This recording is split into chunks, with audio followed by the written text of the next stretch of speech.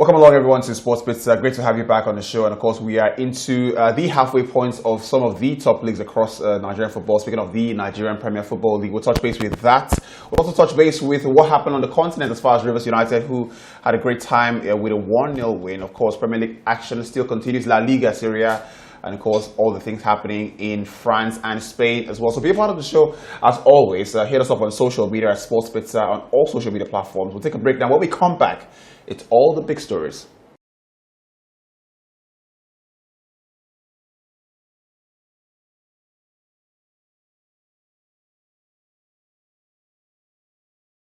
Welcome back to Sports Bits. Great to have you join us. Also great to have Falana Adeni. Good to have you here because it's been an interesting couple of days, especially keeping tabs with all the action across the continent and, of course, Nigeria as well. Let's start off with the Rivers United result against Motema Pembe in Congo. 1-0 away from home. And, of course, every time a Nigerian team goes away from home, you don't expect to see 3 points there. But what they do differently and how important is that win?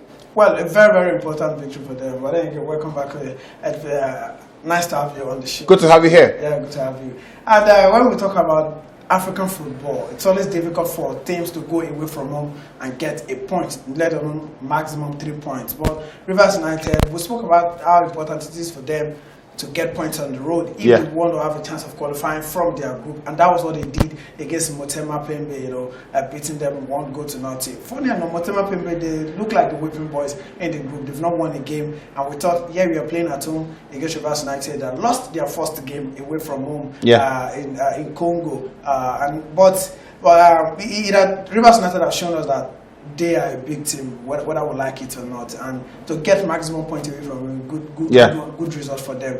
Having they had a man sent off before halftime, but they still managed to get that goal, and a brilliant result for them. Congratulations to Rivers United. Of course, Rivers United with back-to-back wins now in the Group B of the CAF Confederations Cup, and of course you have to say they're top of the table at the moment, so great stuff for them there. A couple more wins on the board would mean they potentially qualify from that group into the quarterfinals, and that would be great because they're Nigerian champions and we would be supporting them all the way. Rivers United, of course, still pretty much in course for that, but I'm sure you mentioned last week with the break of the NPFL, halfway points now. What have you made of the NPFL in its totality? You think about the troubles to start the season this year, but it's gone smoothly since it started, and we've seen few and far between, crowd troubles, and we've seen excellent officiating for the most part at the very least. Yeah, excellent officiating from the officials in the Nigerian Professional Football League. And the IMC,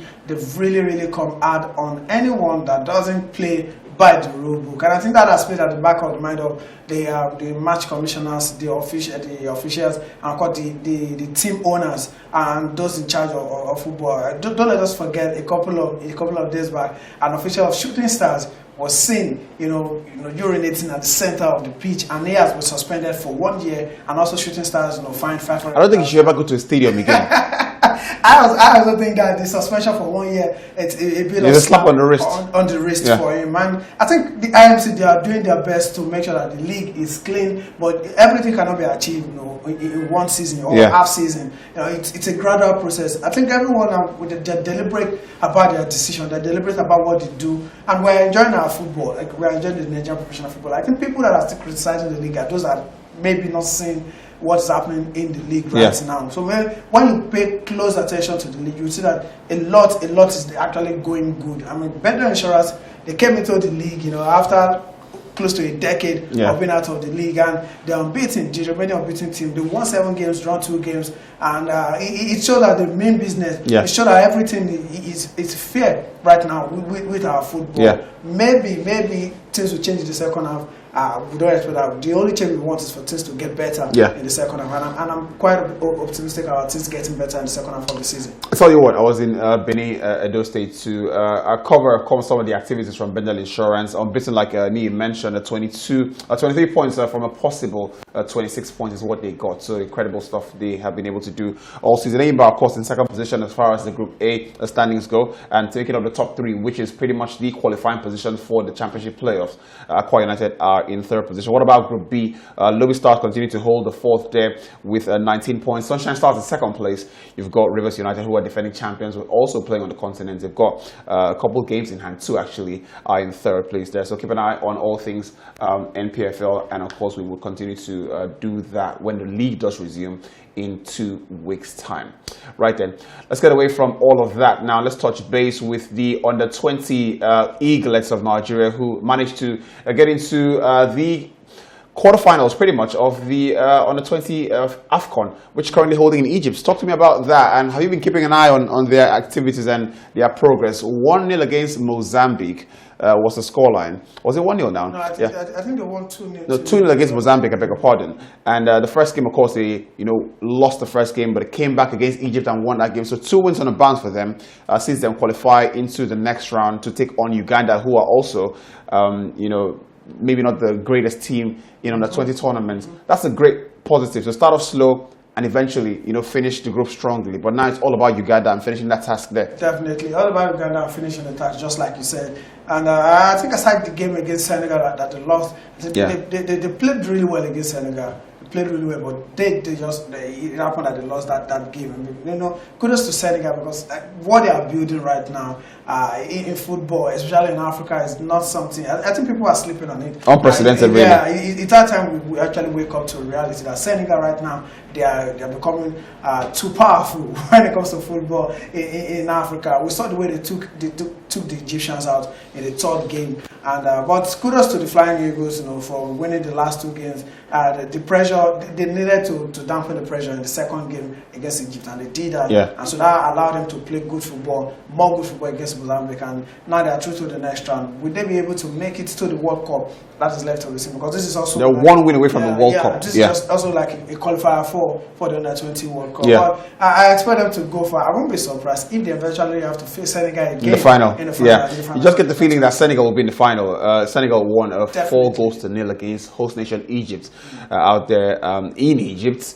Nigeria, of course, 2-0 against Mozambique after a 1-0 win over Egypt. Of course, they lost the first game to Senegal. So we pretty much, I think, play some of the toughest teams in this tournament. And next game now sees us take on Uganda, who of course played out a 0-0 to qualify themselves. And pretty much 1 win away from the World Cup in Indonesia later this year. So yes, all the best to the Golden Eaglets, who have won the tournament a record 7 times in the time past. Right then, let's take a break now on Sports Bits. When we come back, we'll touch base with all the European activity, because Manchester United have managed to pick up the first trophy available in England.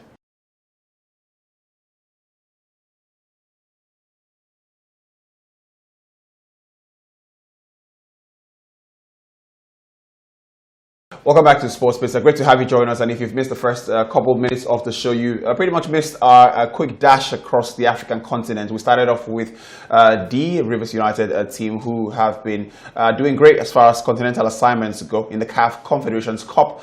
We'll also touch base with the under-20 Golden Eaglets at the later part of the first half. Then we touch base with the halfway points of the Nigerian Premier Football League, which is pretty much on break at the moment. The players are doing the needful as far as elections in Nigeria goes. But time to switch gears down to some European activity. Let's touch base with Manchester United. Nee, you're still here, and that tells me that you're enjoying the conversation, if you do have a choice though. But talk to me about United and the 2-0 win actually over Newcastle. I don't know if you saw the pre-match conference. Erik ten Hag did say that Newcastle are a team that annoy you. And in the end, they seem to annoy Newcastle pretty much. He mentioned at the post-match press conference that they're able to play 2 types of football. Great football sometimes and not so great football sometimes. What have you made of the progress they've made? Is this the icing on the cake, the job he's done? Because every time we've sat down here for the last couple of weeks, we've said, look, they've come a long way. They've done a good job. He's, gotten the team playing better. But is this the one signpost that says, that's what I've been doing all season? Yeah, I mean, kudos to Erik ten Hag. Most Manchester United fans wanted Antonio Conte or maybe Mauricio Pochettino. So when ten Hag came in, I don't think United fans will agree with you there. I know a couple of United fans that wanted Pochettino and Antonio Conte. But when ten Hag came in from the Dutch league to the Premier League, it was always going to be a different type of football. But he has been able to. I think what coaches do these days is they look at the problem before. They don't just jump into the problem straight. They look at the problem and see how they can solve it. And for so long in the summer transfer window, he wanted Frankie de Jong from Barcelona, but was not able to get his hand on him. And when Madrid decided to like just dangle Casemiro in front of Manchester United, I mean, they went for Casemiro, and he has been a revelation. For me, he should be up there as the signing of the season. Maybe with Zinchenko and maybe Gabriel Jesus in Arsenal. I think Casemiro is definitely up there for me as the signing of the season, and he has proved to be a very, very instrumental player for Manchester United. We can't take away his influence in the team. If he's not playing, we know that United are not the same without Casemiro. The defense now, they look assured because they know there's someone in front of them that will probably snuff out an opponent attack before it gets to them, so they have less job to do. And he's been a very, very good revelation for them. Also, Ten Hag has been a wonderful manager, and it's showing for Manchester United. How often does one player transform a team like that? When last did you see that kind of thing happen? Because I mean, the last time we saw a thing like that happen was, of course, this season. If we're speaking of this season, Gabriel Jesus went into Arsenal and pretty much changed the attack of the team. But I mean, it's been a while. We saw a player, just one player, of course, off the back of the manager, bringing him in, transform the entire team. So it's more the mentality of the team. And Rafael Varane as well, one of the players Erik ten Hag has praised a lot, alongside, fellow World Cup winner in Martinez. So are they beginning to build a winning philosophy, so to speak, at the football club there? Definitely. People don't really talk about one player turning the team around like before. I mean, that cast a man back to when Real Madrid had Claudio Makelele in the team, and they sold him to Chelsea. It took Real Madrid a lot of season. I can even boldly say until they got Casemiro, before Real Madrid, stabilized, started playing good football. And I think that has happened to United also, ever since Roy Keane left, until they got Casemiro, before things are changing. It's scary what Erik ten Hag is building with Manchester United. It's scary, really scary. Spare word for Newcastle. What about them? New owners, new projects. They've taken their foot off the gas a little bit in the last couple of weeks, and at the post-match conference, Eddie Howe did say that it's been a bit of a distraction, the Carabao Cup, being in the final. Was the final a bit too early for them in their process, to challenge for the big titles? Because United, of course, have won things in the time past, so they're a historic club. They know how to do that. Newcastle are a historic club as well. But where do you see them going now? And is it the top four? Is that still possible for them, or do you think their season now goes downhill from here? Can they get themselves back to the high standards they set early in the season? Of course. I mean, Tottenham also, who currently occupies the 4th position, just I think 4 points ahead of Newcastle United, and Newcastle United have 2 games to play. So you don't want to bet against Newcastle, getting into the top 4.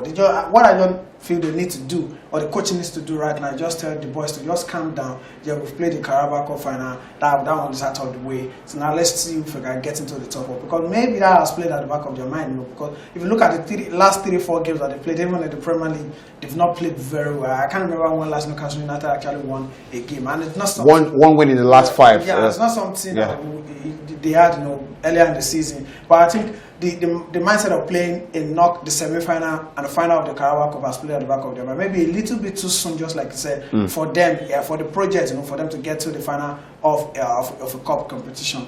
But right now, I think the Carabao Cup is out of the way. Now let's see how we can get ourselves back into the top 4 again. And just like I said, 2 games to play.